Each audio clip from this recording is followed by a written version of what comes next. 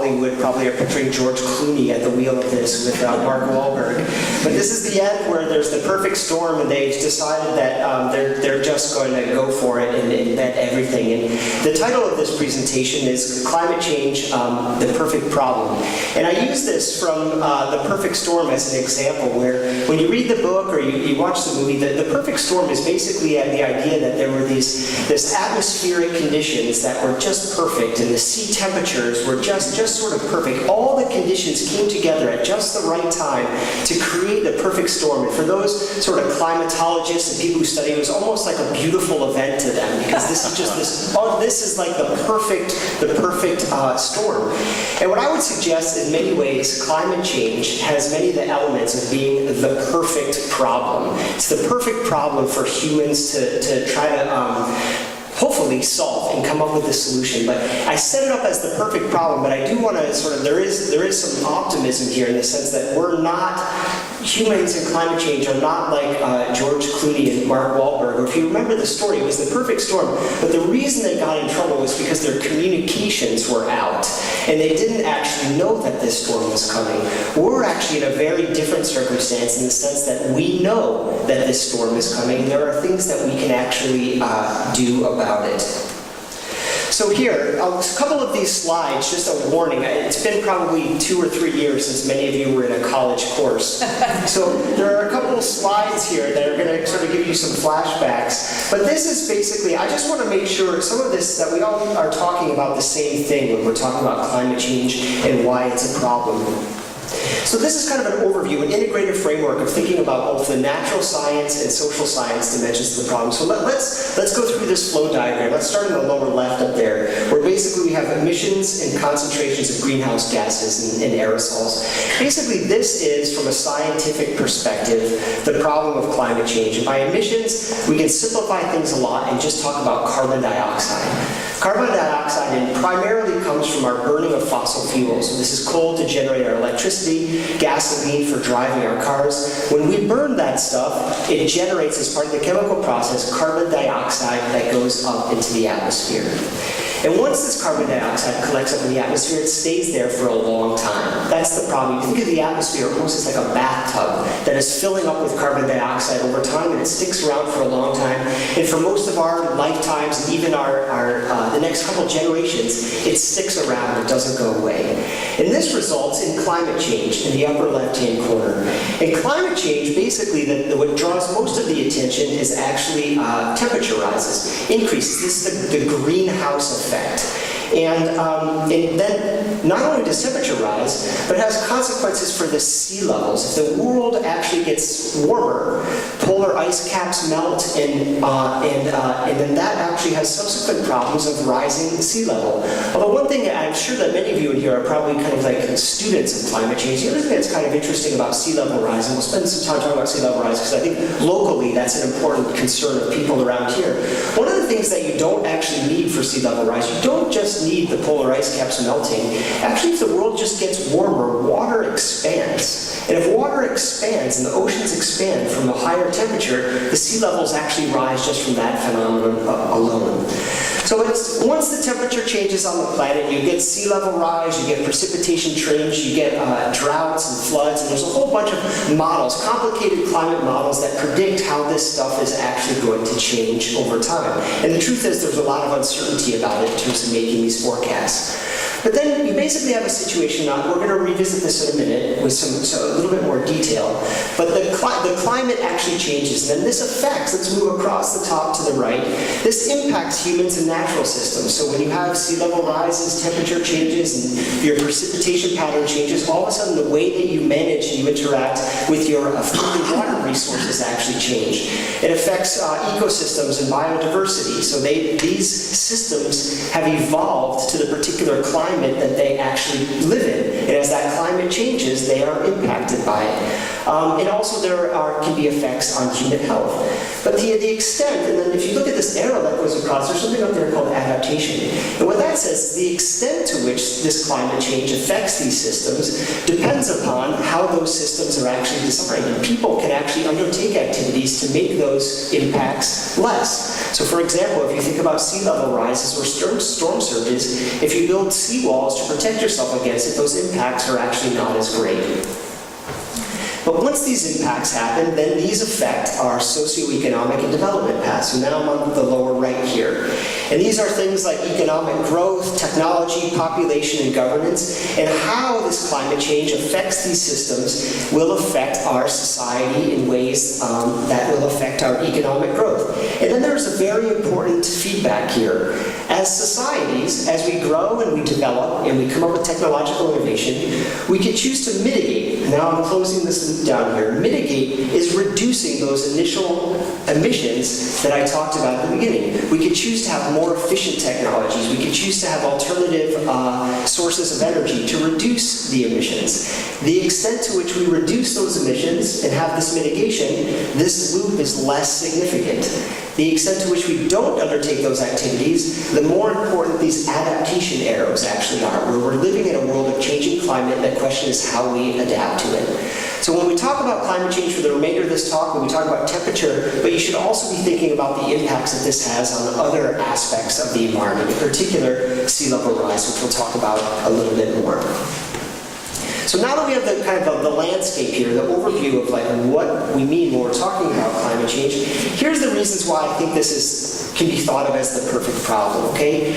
As you maybe are already convinced from that one slide, there's a lot of complexity and there's a lot of uncertainty associated with climate change.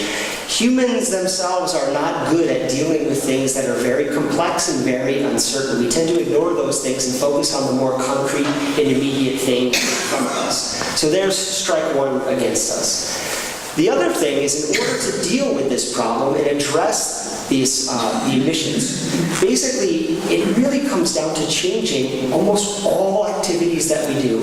Every day we drive our car, we heat our homes, everything we buy, we make, there's usually energy associated with that. And all those things, either directly or indirectly, are associated right now, the way the planet and commerce is configured, with burning of fossil fuels. So to address this problem, it means to actually get into that whole system in a really fundamental way, which is sort of unprecedented. The impacts are invisible. I could look up here and I could talk to you about climate change, but actually you don't see those effects. It's very difficult. You don't see carbon dioxide emitting in the atmosphere. For those people who think back about pollution from the 1970s or 1960s when there was smog, particularly in California and the western United States, that was pollution that people could see, that people mobilized around. They did things and passed policies to correct. Carbon dioxide emissions is actually, I just exhaled some right there. You didn't see it, didn't seem like a problem, and so it's difficult to actually focus on this as a particular problem. It also has effects long term. Many of these impacts take generations, decades, and maybe even a century for the biggest significant effects to take hold. We're not good at solving problems that take a long time, and particularly ones that are intergenerational.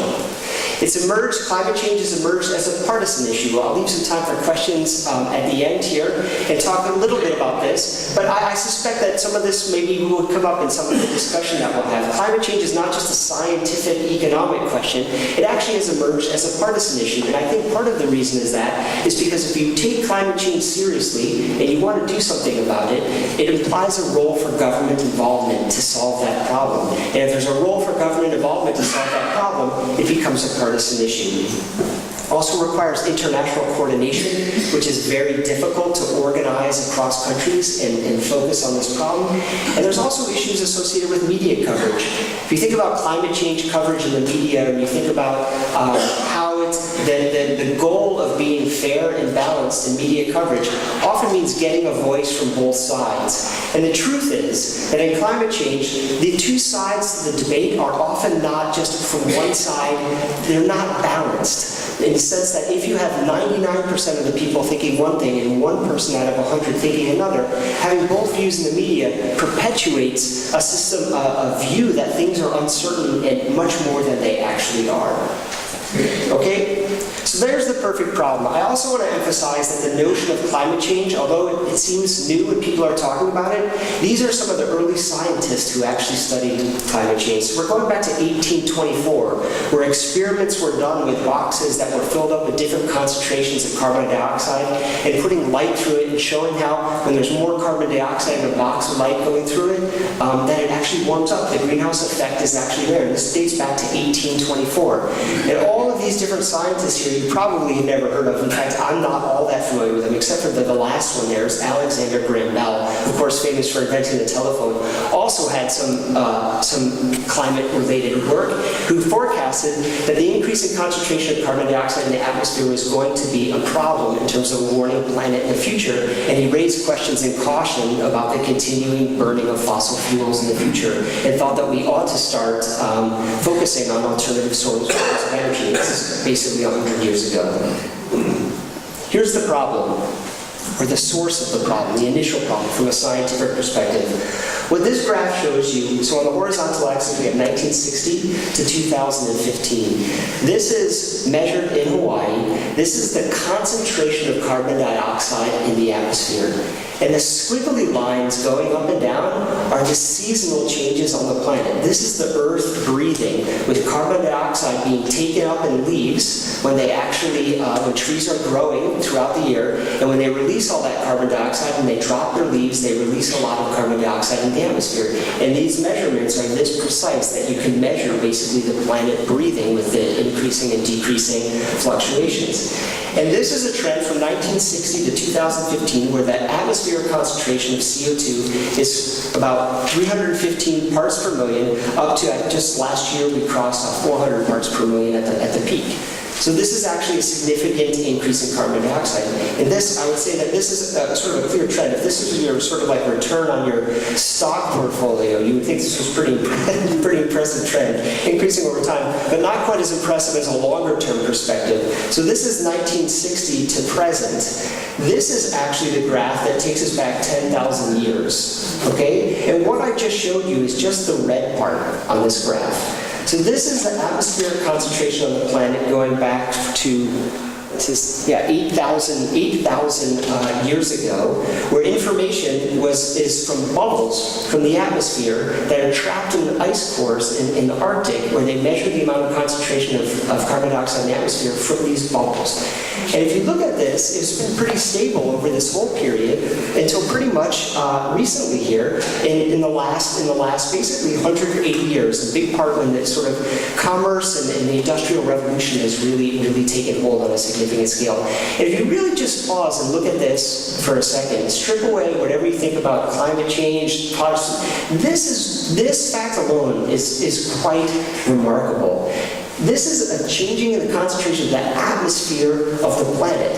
The fact that it's trends like this that have caused some people to say that we're beginning to enter a new geological era called the Anthropocene. So anthropomorphism is human-centered, that basically humans are now starting to dictate or affect the geological functions of the planet on a large scale. And this is a graph, one of the graphs that leads people to think about that.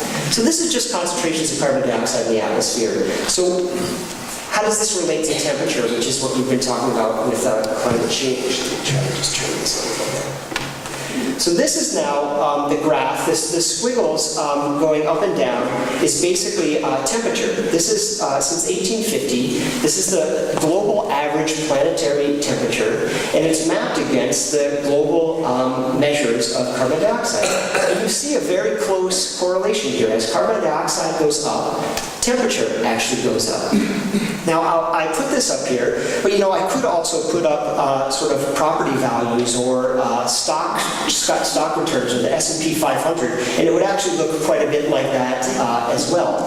So there's no, again, you probably took a stats class, you remember that correlation does not mean causation. So this is basically, and this is where some of the questions about climate change arise. Are these patterns causal? Does the increase in concentration of carbon dioxide in the atmosphere drive the temperature, or are these just two things that happen to be happening at the same time? So if you don't like the historical trend, just going back to 1850, I'm going to give you one here that goes back 400,000 years. So this is close to a 500,000 year time span. So we have years ago on the horizontal axis, and on the vertical axis, we basically, on the lower left, you can see it labeled, that's the fluctuations in the planet of carbon dioxide, and then its temperature. And this is from studies, ice core studies that I mentioned before. And there's 2 points that I want to make, 3 points that I want to make from this graph. There's a very close correlation between the amount of carbon dioxide in the atmosphere and temperature. They're very closely correlated. These peaks and these troughs, these are basically the interglacial periods of time. So when it gets real cold, those lower parts, that's when the glaciers were expanding, and then when they warm up top, that's when the glaciers were receding. It's often mentioned that, well, the planet's temperature has changed in the past, and so why should we be worried about it changing in the future? So if you look at the right-hand side here, the temperature, the planet, it is true that the planet's temperature has changed about 8 or 9 degrees Celsius over time. That is definitely true. Does that mean that we shouldn't worry about it in the future? Well, I'd like to say that I hope that we don't have to worry about it in the future, but here's the problem. If you actually look at the left-hand side, where the carbon dioxide concentrations are, all of this is below, far below, the levels where we are entering now in terms of our carbon dioxide. These big fluctuations that we've had are when there's been a lot lower levels of carbon dioxide, not higher levels of carbon dioxide. So if I had a pointer here, basically what I would tell you is, you see the 325 up there? Everything where we are is above this graph. And the point is where we're entering is unprecedented territory for the planet. The concentrations are much higher than they have ever been in the past. So you could look to the past and say things have happened, yeah, and maybe the planet has gone through these changes, but maybe we don't have to worry about it. Although I would say that sort of like glaciers over the northern part of the United States are not something that I wouldn't want to worry about. That seems something worth worrying about, as I'll show you an image in a second. But the result here is basically this is not a scientific graph. This is from the New York Times about 3 weeks ago, and this is basically average planetary temperature since 1880. And if you actually look, the record temperatures are all basically in the last 10 years, and there's a clear upward trend of global temperature. So the planet, I can tell you definitively, okay, and nobody disputes this here, that the planet is warming, and this graph makes that really clear. So should you worry about it? Well, I'll tell you, here's a brief parable from a Nobel Prize-winning economist, Tom Schelling, who did a lot of work on sort of international relations and sort of game theory related to the Cold War, and also did some early work on climate change, where he was a professor at Harvard, and he was talking to a colleague who said, you know, what is the big deal about climate change, changing temperature? I commute to work from Wellesley to Cambridge every day. There's a 5-degree difference between the two places where I go every day, and it's no big deal. Why is that? Why is this all a problem everybody's talking about? And Thomas Schelling, in a way, he's such a master communicator, said, yeah, you're right, that 5-degree difference isn't that much of a big deal. But the last time both Wellesley and Cambridge were on average 5 degrees cooler each, this is what it looked like. The second one from the right, that's Boston, the skyline of Boston, and that's how much ice it was buried beneath. So these temperature differences, on average, these global planetary temperature differences are different than looking at variations in your weather day in and day out. And you could look at Montreal and Toronto, and so these are changing temperature on the planet has significant effects. And this was 21,000 years ago. Okay, let's bring this a little bit closer to home.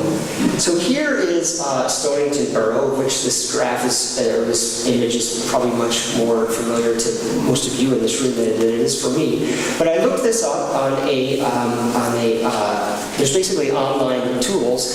This one that I used here was assembled by the Nature Conservancy in conjunction with the United States Geological Survey.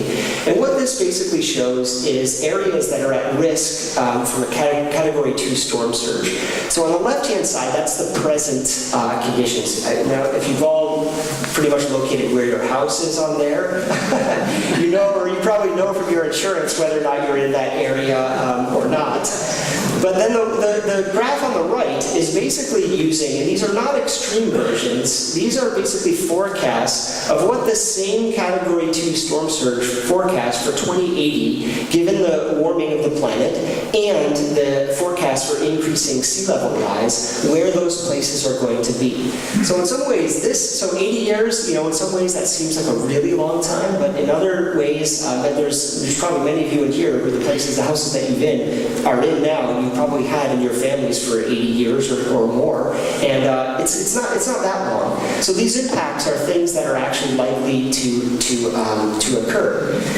But since no one is running out of here now to go and kind of put their place on the market and try to get out of here, I suspect that even despite this, and this is not totally new news to you, it's not too alarming. And I submit to you, when you sort of step back out of Stonington, you start thinking about climate change in the world, part of the reason is because we are in basically a wealthy country where we have the opportunities to think about, you know, selling our homes, moving, or even if our home got completely wiped out, many of us could actually still find ways to survive and go somewhere else. So while we're aware of these, and they're certainly significant, these challenges, it's important, they're not necessarily day in and day out life-threatening scenarios. But just to kind of like pan out and look a little bit more into the planet and how this issue is turning out, and that when I was in government, in international affairs, these are the types of things that I was being confronted with all the time. These are almost the same level of sea level rise scenarios, and these are pictures from Bangladesh. And so on the left-hand side, this is a map of Bangladesh, and the shaded areas are the heavily populated areas. And then if you go one image to the right, and you forecast 1 meter sea level rise, I think the best estimate, this is a little bit more significant than I think the best estimates, which put it close to about 2 feet in this time period of sea level rise. Basically, this is now an area, this is not storm surge threat, this is just rising sea level that will cover the areas currently, right now, where 15 million people live. And if you come up with those estimates and you get it wrong, then you come out with 18 million people. So in the coming decades, these are issues that are actually going to be really important, and people are going to have to sort of think about how they're going to adapt to these, and it's more challenging in places where there is less income or less ability for people to be mobile or to move. So now I'm going to shift gears. This map is should look a little bit funny to you, okay? And we're going to I'm going to sort of set the way that this is, the way that international negotiations, and now we're kind of on the road to Paris and what's happening in Paris and how the world countries have come together to try to address this problem. Now that I've kind of laid out that the problem is there. So this is called a cartogram. And what the cartogram is it basically takes a standard map and says, you're looking at something, in this case I'm looking at historical emissions of carbon dioxide, which recall this is the source of this problem, and basically swells or shrinks countries based on their proportional amount of emissions that they have done. And so you can see here that the United States looks quite swollen, Europe looks quite swollen, and China looks quite a bit smaller than it actually is, and Southeast Asia looks a lot smaller, Africa a lot smaller, Latin America smaller. That's because these countries historically have not emitted a whole lot of carbon dioxide because they haven't had as much industrial activity and economic growth, which I mentioned before is so closely related to these emissions. So keep in mind this map now. So this is sort of like where the problem has originated from, although where much of it, at the time when it happened, It wasn't actually known that this was a problem. Now I'm going to show you a map that is basically the vulnerability, different countries and how vulnerable they are to climate change, which is from a combination of both temperature and sea level rise and changes in precipitation from these climate change models. And there's how it looks quite different. So this is where the vulnerability to climate change is, and this is where the historical sources from it are. And I show you this image not to make us all feel crummy and guilty about ourselves, and is basically the reason why I show this is because this has been the dynamic for the past 20 years in the negotiations for international climate change about what to do.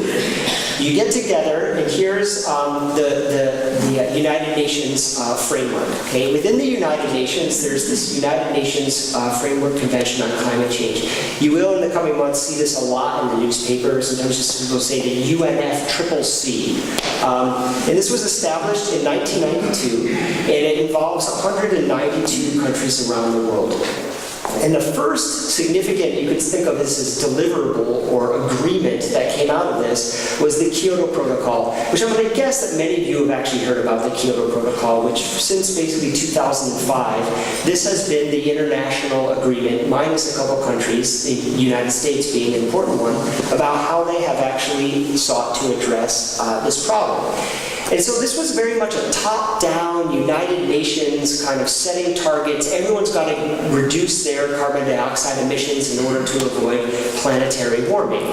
So the goals were there, but one of the challenges, one of the very difficult aspects of it, which was driven by these two graphs that I've just showed you, is the way this agreement was structured is that those big historical emitters like the European Union, the US, Australia, they were responsible for the problem, and they were the ones that needed to reduce their emissions, okay? And the developing countries, China, India, Brazil, had no responsibilities to reduce their emissions at all. Why? At the time, the rationale for those who negotiated this agreement was they're the ones who are going to suffer the problem, and they weren't the ones who were responsible for creating it. Now, the U.S. never ratified the Kyoto Protocol, never joined, and part of the reason, is that it wasn't a good idea. I can tell you that it was not a good idea to act. I work on solving this problem, but it was not a good idea precisely because of the reason that developing countries were not responsible for reducing any emissions. It was a very one-sided agreement. And this was basically, Bush Jr. was sort of adamant that the U.S. not actually join this agreement, and I think that was the right call. And the agreement has been pretty much ineffective as a result of, it being ineffective, but also when the United States pulls out of something like this, it kind of takes a lot of, no pun intended, but a lot of gas out of the agreement, because there's one of the largest emitters is not a party to it, so everybody thinks, well, why should we reduce our own emissions if the largest emitter, the United States, which at the time was the U.S., now it is actually China, isn't going to reduce their emissions. So we've kind of like lumbered along, and there's this arrangement of there's this big problem. I'll simplify it by saying the rich countries of the world and the poor countries of the world. The rich countries needed to reduce their emissions, and the poor countries didn't. Now fast forward to Copenhagen in 2009. So this was the second year of the Obama administration, and countries came together to sort of try to figure out what to do after the Kyoto Protocol. And there was a lot of hope, a lot of aspiration that this was going to be the next agreement that was going to set us on a path to doing something really constructive. It's often thought of as pretty much a failure because no agreement came out of it, and a lot of people have been kind of upset about it and a little bit depressed about the prospects or the ability for the world to come together and coordinate a way to actually address this problem. But it actually turns out that there was behind the scenes, it's not even behind the scenes, but there was no agreement arose, but there was text that was agreed to amongst the different countries that actually said that both the developed and developing countries are responsible for reducing some of their future emissions. And part of this, there was a quid pro quo associated with this. That China, India, Brazil, South Africa all agreed that they were responsible for reducing some of their emissions, At the same time, though, the rich countries of the world agreed to actually increase the financial flows in climate-related aid and assistance. And the target here, I actually wasn't going to talk about this very much, but part of an op-ed that we wrote was in the pamphlet that you got sent out here. Part of this was the creation of something called the Green Climate Fund. And the Green Climate Fund is basically, I'm sure that many of you have heard of, basically the World Bank. The World Bank is a large financial institution that many of the wealthy countries of the world contribute to, and then it finances projects around the world to promote development. Well, the Green Climate Fund, which is one of the things that I primarily worked on when I was at the Treasury Department, is basically creating a new financial institution like this that will raise money from the public sector, to use that to leverage money from the private sector in order to promote emission reductions in developing countries. And you might think, well, why is it in the United States' interest to create one of these funds? Well, the reason is because these countries, if China and India don't reduce their emissions, it turns out that's very costly for us, because we experience many of the costs of climate change, either explicitly, because we have the impacts in this country where temperatures actually rise, or it's going to be implicitly, where there's going to be other places that are going to be drought-stricken around the world, where temperatures increase, and there's going to be increased conflict. When there's increased conflict around the world, the United States tends to get dragged into this. So the point I raised this is that Copenhagen basically set up the dynamic of where we are as we're heading into Paris. And here's another figure to show you why it is essential that developing countries reduce their emissions, and why this financing actually happens. So these are forecasts of future emissions, okay? I talked a lot about historical emissions. The rich countries historically have done a lot of the emitting, but here I've got non-OECD, that's the Organization for Economic Cooperation and Development. That's the non-OECD countries and the OECD total. That you could read this, translate this, the non-OECD are the poor countries and the OECD are the rich countries. So the rich countries, basically their forecast of emissions is the green line, the lower line. They've gone up and actually they're declining, and they're continuing to decline on an annual basis. But the future is very different for the developing countries of the world, where population is growing, incomes are going up, people are demanding a standard of living that closer to the type of standard of living that we have, and their emissions are actually increasing. So if you pull the United States out of the equation entirely, you pull the European Union out of the equation entirely, you still have a problem. So here's the big thing that has changed in the lead up to Paris and what's happening, is that the developing countries, where the impacts are going to be the greatest, are actually now the biggest source of the problem.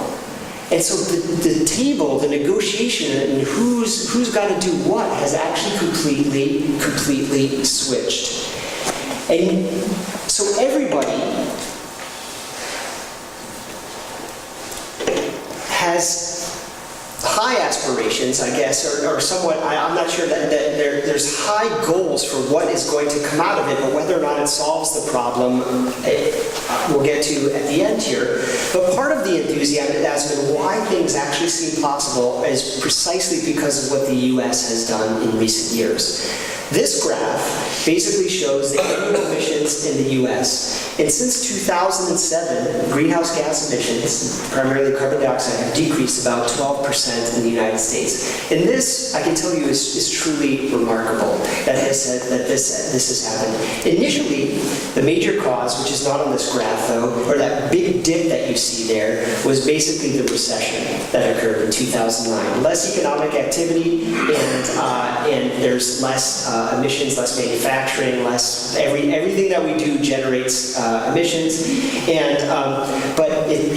the major thing that has really changed a lot is natural gas. The shale gas revolution, where natural gas has about half the emissions of coal in generating electricity, and in a short time span of about 5 years, the way that we actually generate our electricity in the US has completely changed towards shifting more coal plants to natural gas plants in a way that has led to sort of a reduction in emissions and a fundamental transformation of our energy infrastructure that I don't think anybody thought was possible in such a short time span.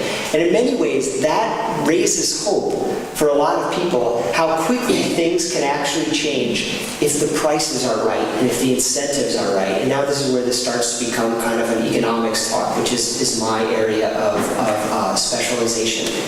And so what's happening in the US for our domestic climate policy? Well, we've had these significant reductions in our emissions. And there's promises of a lot more. And the politics of this talk, which I'll basically say, are those of you who are particularly keen on this stuff and watch, you remember on the President Obama's second inaugural address, what was amazing is how much time, at least for somebody like me, how much time the President of the United States actually spent. There's word counts about how much time he spent talking about climate change. I mean, it was a lot. It was more than I think the combined of any presidents all before him in total. And he basically said that Congress, we need to have a climate action plan, some sort of climate action plan, and you need to pass some policy to address this issue. And he said, if you don't, then I will through executive authority. And that is actually what has happened. And a lot of US policy has been through executive authority, primarily in trying to lock in some of these savings that have happened in the natural gas, in the electricity sector, and transportation sector, and also with the decision, in fact, that was just made for the Keystone XL pipeline. I'm not going to spend too much time talking about that one, and the reason why I'm not going to spend so much time talking about it is because I think the problem with that issue is people spend too much time talking about it. I actually don't think it's a very significant climate change decision, and I also don't think it's a very significant economic impact decision. It's pretty much only a significant decision for a Canadian oil company that wants a more efficient way to deliver their oil to the Gulf of Mexico. And so it's become kind of a lightning rod of symbolism, and I think that it was the right decision actually made to deny that, because there's no strategic interest for the U.S. On that question, which was basically the criteria upon which the administration had to decide. But it actually, the symbolism is important in the world of politics, and the fact that that decision just came out a month before this negotiation in Paris shows, in addition to the other executive actions that the U.S. has taken, that the U.S. is serious about addressing climate change. And why is that good? This is a strategic decision, okay? The more other countries actually do to address this problem, the better off we are in the United States. And so this is a leverage game. We do something, we ask for something in return. And you've seen this significantly with many of the bilateral agreements that have come out between the United States and China in the past year. I put this graph up. This graph basically says where are the emissions coming from across different countries. And so you look at China is 27% now, the US is 17%, no longer the biggest. And if you added the European Union, which is about 12 or 13%, you got more than 50% with just China, the US, and the European Union. So these bilateral agreements, in addition to what's happening at the United Nations, are quite significant and are having a big impact, because China has now agreed to peak their emissions in 2030. Critics have said that we promised too much and didn't ask enough in return for China. But for China, in terms of their economic development, I think that on average, their per capita emissions compared to the US, that's how much is emitted per person, is about 1/10 of the US. So the fact that China is even talking about how they're going to start to reduce their emissions, even though they're just getting going in their development path, is actually quite significant. And most importantly, you know what it does? It erodes that whole dichotomy between it's only the rich countries do stuff and the poor countries don't have to do stuff. And it's changed the whole way the negotiations are happening in Paris. And what actually is happening, this is, everyone's gearing up in Paris for this large event. The structure of this agreement is that every country has to submit, or has been asked to submit, something called their intended nationally determined contributions. Basically, this is what their domestic policy plan is for reducing emissions starting in 2020. And what's remarkable is 156 countries have actually submitted a plan to reduce their emissions. And in part, I think I'm willing to say that this is driven largely by the fact that the United States is no longer perceived as a laggard in this context, but is kind of leading in this way. And other countries are getting swooped up in it and realizing that if the US is willing to do this, we're going to do it. That's the good news. We'll come out of Paris with an agreement. You'll hear about all the countries that signed up and the significant emission reductions that have happened. But this bottom graph says that the worst thing that could happen is that we end Paris in December. Everybody thinks we've dealt with climate change. We're all done, and it falls off the radar. Because there's a goal of this 2 degrees. Some of you have heard about this 2-degree goal, and that's the goal that countries have agreed on. Scientists have said that that's the level of planetary warming that we think of as being within the safe zone. Life sort of, there's not too significant impacts as long as we stay within that range. Here on this graph, you have 2000 to 2100, and basically we need to bend the emissions curve in order to reach that 2 degrees C. The blue line at the top says where we're going to end up by 2100 if we don't do anything, and that's an increase in global temperatures of 4.5 degrees Celsius, which by the way is 8.1 degrees Fahrenheit. If you take all these contributions that have been made in advance of Paris, you pretty much get to the 3.5 degrees C target. So it's significant, it's important. There's a big difference between that blue line and the red line, but it's not the green line. And whether or not we ever will get to the green line is an open question. Whether or not we actually want to get there, given the cost that it would take to get there, is a continuing open question. That we can talk about.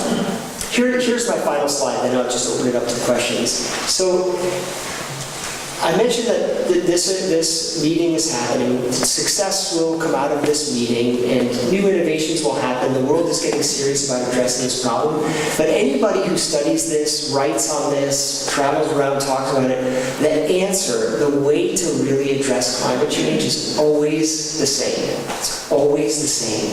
It's basically to create the economic incentives to try to discourage emissions and create incentives to come up with alternatives. And the way to do this is so-called to put a price on carbon, or to install a carbon tax. Basically what this is, and this is the graphic to really emphasize it, that there's a tax associated with the emissions that come out of power plants, that come out of gasoline refineries, where you pay a fee, often a good starting fee that economists have estimated is $25 per ton. What does that translate into? It actually translates into 2.5 cents per gallon of gasoline.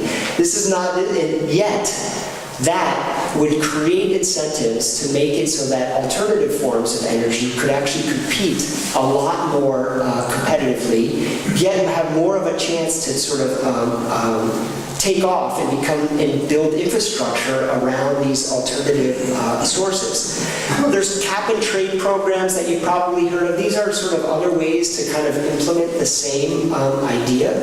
But I'll just also say that, and I'll end sort of on a bit of a political note here, in the sense that I want to say that a carbon tax, despite the way it's often sort of postured and discussed, this is actually a Republican idea and not a Democratic idea, okay? Those who are firm believers in free markets and incentives, okay, recognize that markets operate really well, except there are sources of market failure. And market failures arise when the activities of one agent or one individual affect those outside of those individuals, and those prices are so-called external. And the standard, hardcore, neoclassical way to address that is to put a price on those externalities with a carbon tax. The question with the carbon tax, though, is what would you actually do with all that revenue that you would collect as a government? This is where the partisanship sometimes comes in. Well, one way, and the way to actually promote this policy, is that what you do is you reduce all the other taxes that you have. For example, the income tax. Let's have a revenue-neutral carbon tax where we actually tax bad stuff like carbon emissions and reduce taxes on good stuff like people's labor and innovation and creativity. The revenue stays exactly the same, but we shift the incentives in society. And ultimately, I'm actually willing to make the forecast, this is where we are going to end up. This is the only way to actually end up to address this problem, which then raises the last point. You do want to be concerned if you are a country and you impose a carbon tax or a rigorous greenhouse gas emissions policy on yourself and other countries don't do it. Okay? So one of the things that you actually have to have, and this is not going to happen in Paris, but it may happen in the next round, which happens another 4 years from now, where you're going to start seeing a collection of the big countries, China, the United States, the European Union, big trade countries that actually get together and say, we're going to impose this type of policy. China actually is already going to do it. They've agreed to have a cap and trade program, which is like a carbon tax, nationally starting in 2016. And we're going to do this, and we're going to make this a serious policy that actually has bite, but we're going to only give you preferential trade status with us if you do it too. That way we're not at a disadvantage. And that's the way that countries can come together and solve what is a collective global public goods problem. Without that, and even with that, we are set up for a future of climate change, and in addition to talking about these mitigation or emission-reducing strategies that I've just talked about, we are in a world where we need to start talking about adaptation and addressing and preparing ourselves for a warmer world in the future. And with that, I'll take some questions. Thanks.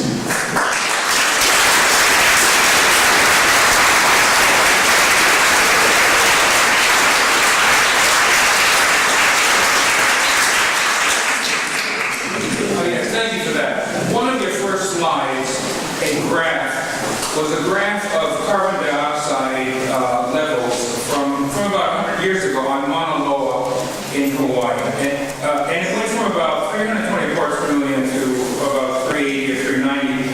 And, oh, is that right? Yep.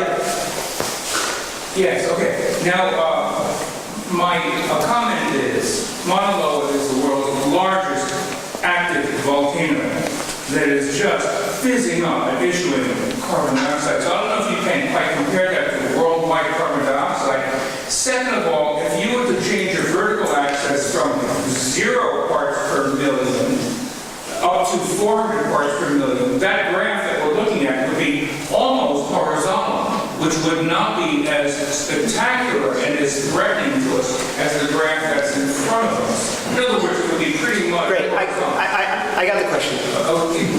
Well, it's not a question, it's just a comment. And the next comment would be, this is the last comment. Sure. Is in some of your carbon dioxide contribution graphs from the countries, has anyone calculated how much carbon dioxide has come from this country just from the California fires, Idaho fires, over a period of the year? 1/4 of all the carbon dioxide that goes into the atmosphere comes from these wild forest fires.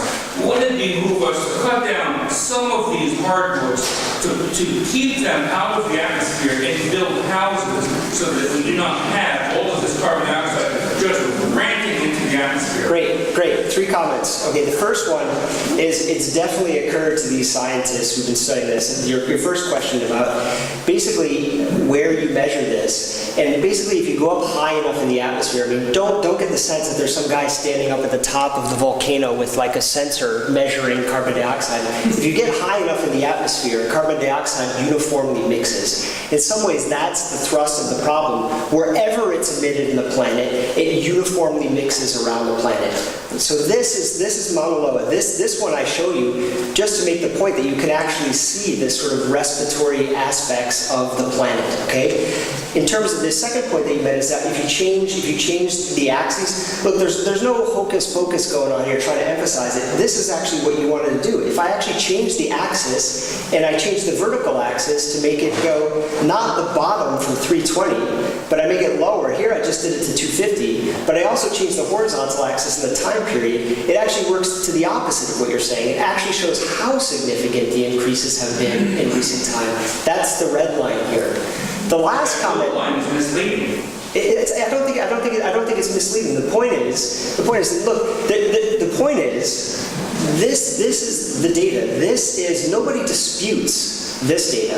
I can talk to you about where the dispute is. It's not about the atmospheric concentration of CO2. But I just want to say the idea of carbon sequestration, of actually, cutting trees and storing it, that's really important. You could cut one thing you could do is you could cut those trees. You could build houses that sequesters it. The other thing you do is actually not cut as many trees because the trees actually sequester the carbon themselves. And one issue with the burning of the forest fires is it's true. There's an incredible amount of carbon dioxide that is released when that is burned into the atmosphere. But one of the things you have to think about is, are you actually just changing stuff through time? So if that land just then was bare and you paved it over as a parking lot, all that would be carbon dioxide that's in the atmosphere that goes up. But if trees actually regrow in that area, they sequester the carbon and you get that actually back. So the places where, when it comes to trees, that you have to worry about is where you burn them, where you cut them, but then it doesn't actually grow back to forests. Now, I want to, just because I know that this is sort of like,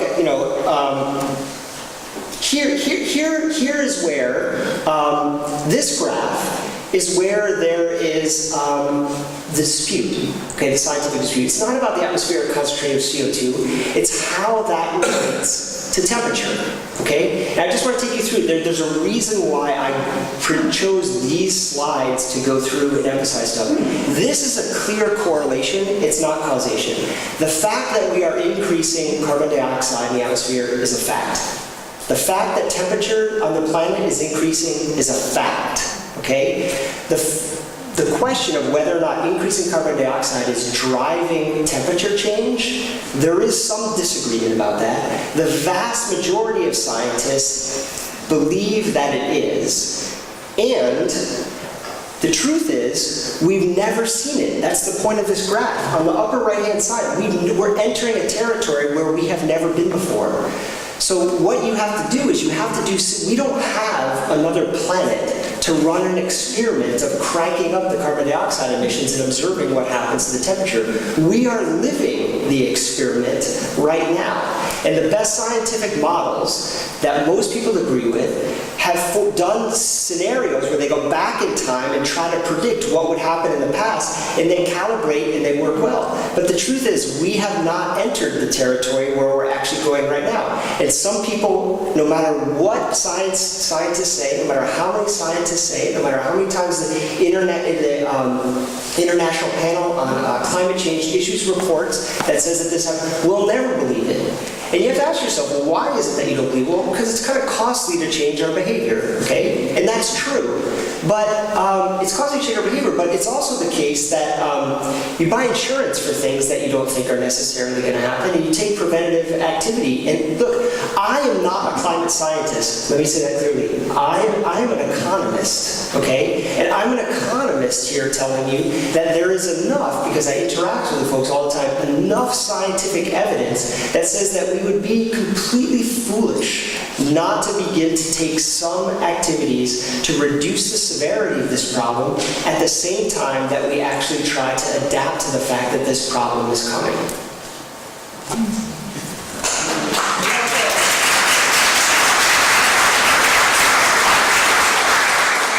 Way in the back up there. Yeah, way up the back. Are you from Connecticut?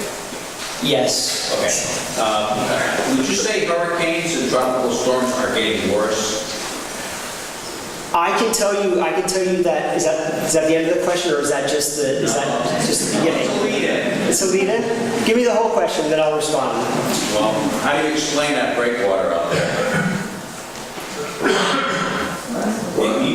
What do you mean? How do I explain it? Prior to the hurricane of 1938, you could drive on a breakwater. There's pictures of cars parked on it. Right. That was 1938.